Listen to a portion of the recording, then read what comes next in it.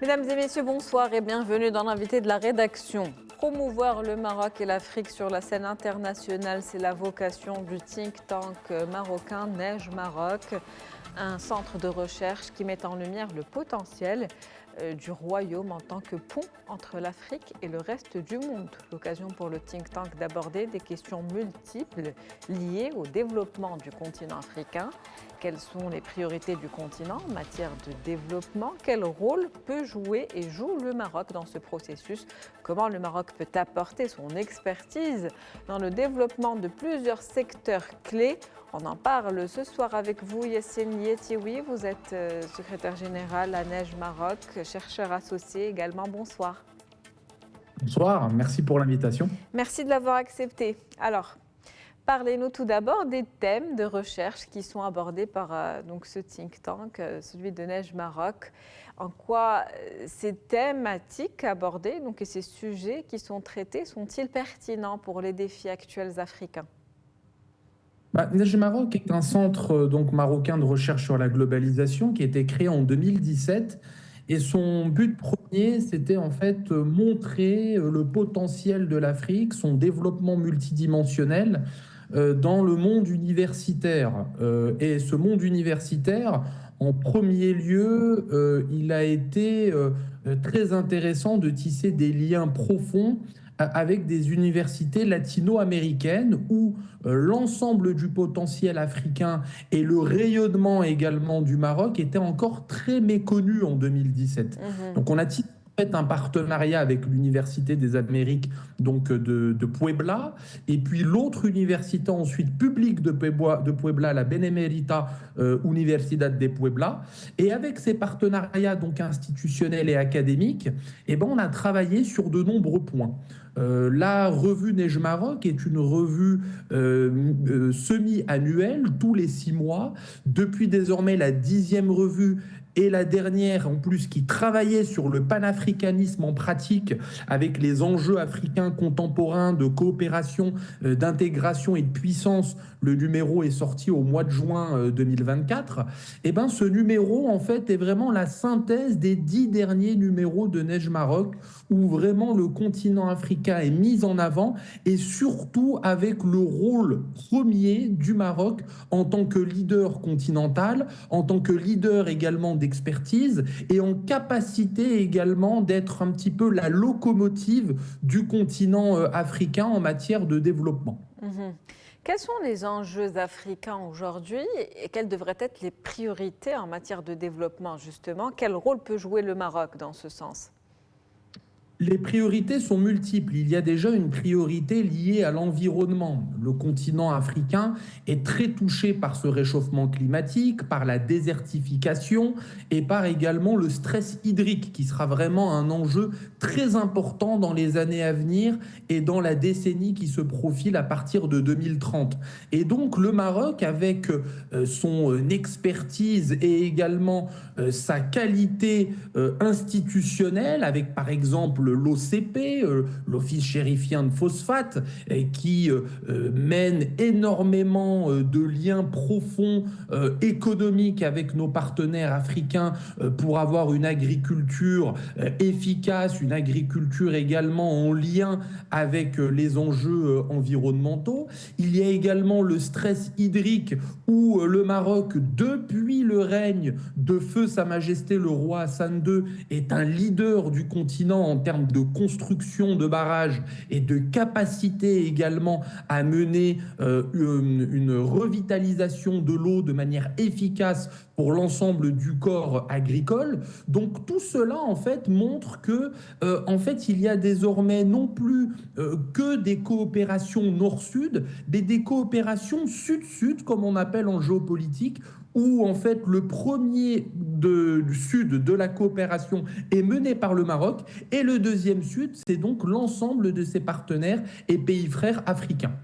Quelles sont justement les actions mises en œuvre pour favoriser cette coopération sud-sud en Afrique? En fait, la diplomatie économique du Maroc menée par Sa Majesté le roi Mohamed VI depuis de nombreuses années, le souverain a réalisé de nombreuses visites au sein du continent africain, ce qui a permis en fait ensuite de tisser une diplomatie économique avec l'ensemble des grandes entreprises et des grands acteurs économiques du royaume. Et cela ensuite a permis aussi à de nombreux investisseurs privés de pouvoir s'intégrer dans ces pays africains et de pouvoir ensuite pérenniser donc ces économies africaines dans des secteurs clés, les télécommunications, les transports, l'agriculture ou encore l'économie bancaire. Donc en fait, cela a vraiment permis un ruissellement, cette diplomatie menée par Sa Majesté donc le roi. Et ensuite, il y a aussi la possibilité d'avoir une intégration universitaire. Il y a de nombreux universitaires, dont le centre de recherche Neige Maroc, qui en fait essayent de tisser des partenariats académiques avec des universités africaines. Par exemple, nous, notre responsable du comité scientifique est le docteur Alphonse Zozim Tamekamta, qui est professeur d'université à Yaoundé et qui est donc en fait en lien profond avec le Maroc sur deux secteurs très importants. Il était par exemple il y a quelques semaines au Maroc à l'Aïoun pour la montée en puissance d'une université spécialisée sur les questions donc médicales et aussi au niveau donc de tout ce qui tourne autour des politiques de santé. Donc on peut voir en fait que ce partenariat académique emmène ensuite vraiment des concrétisations clés sur le terrain pour avoir vraiment des partenariats en multiples, dimensionnels et également vraiment stratégiques. Plusieurs investissements privés, vous l'avez dit, sur le continent africain, plusieurs actions qui sont mises en œuvre également par le Maroc pour renforcer cette coopération sud-sud sur le continent. Donc le Maroc qui joue un rôle important dans ce processus de renforcement de liens intra-africains, on va dire. Vous avez parlé de plusieurs secteurs clés. Il y a aussi cette notion de développement et de co-développement qui est en train de s'installer de plus en plus. Oui, le développement et le co-développement est de manière vraiment instantanée, quelque chose de concret désormais depuis plusieurs mois. Et ça a été mené en partie par le Maroc parce que ces partenariats en fait ont des résultats sur le court moyen terme. Et c'est vraiment concret ensuite pour la société civile. Et ce co-développement et ce développement peut être mené par donc des partenaires privés, par également des institutions publiques, mais également par le corps associatif, par également le paysage aussi universitaire et académique.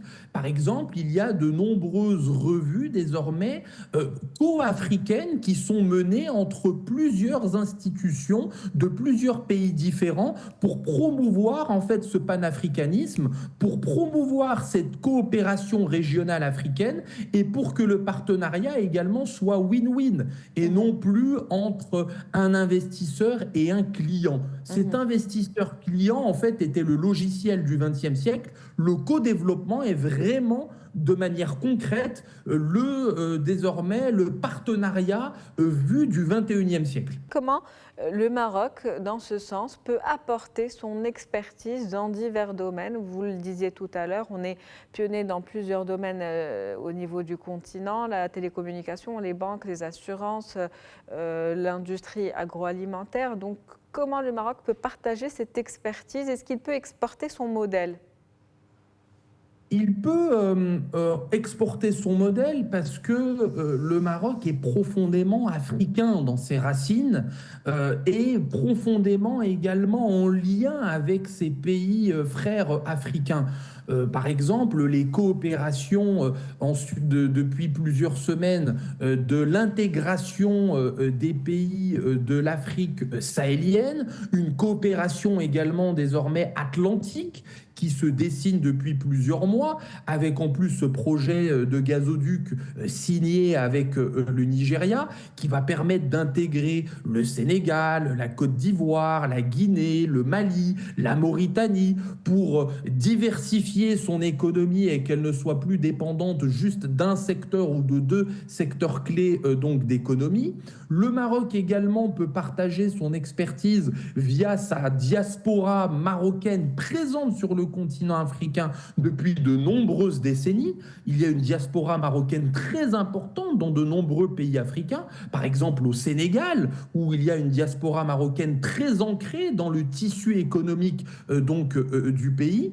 On peut également partager son expertise via des séminaires, des colloques, des conférences, des congrès. Neige Maroc, donc le Centre marocain de recherche sur la globalisation, mène ces événements. Il y a eu un webinaire, par exemple, au début de l'année 2024 sur la politique d'intégration des provinces du Sud marocaines, où il y a eu de nombreux intervenants également africains. J'ai évoqué tout à l'heure le docteur Tamé Kamta. Il y avait aussi un doctorant avec nous, le Abdoul Yahya Dia, qui est doctorant en sociologie à l'Université de Lyon et qui est d'origine donc sénégalaise. Et ensuite, avec cette expertise, il y a de nombreuses collaborations qui peuvent être menées, tant sur le plan associatif, sur le plan universitaire, mais également sur le plan économique, où il y a de nombreuses start-up aussi marocaines, menées par cette jeunesse marocaine brillante et compétente dans de nombreux domaines clés, qui ensuite considèrent que l'Afrique est un terrain de possibilités et de promesses très importantes, étant donné que c'est un continent jeune et où c'est un continent encore où il y a tout à faire sur le plan du numérique, sur le plan également de l'agriculture, sur le plan aussi multidimensionnel. Merci à vous, Monsieur Yassine Liatioui. Merci pour toutes ces précisions. Je rappelle que vous êtes chercheur associé à Neige Maroc et secrétaire général également au sein de ce think tank. C'était un plaisir de vous avoir avec nous. Merci et mes vœux de bonne année qui se profile pour l'ensemble de l'équipe. Absolument, justement, c'est la fin de cet invité de la rédaction pour ce soir. On se retrouve demain avec un nouvel invité, nouveau sujet. Bonne année à vous, chers téléspectateurs.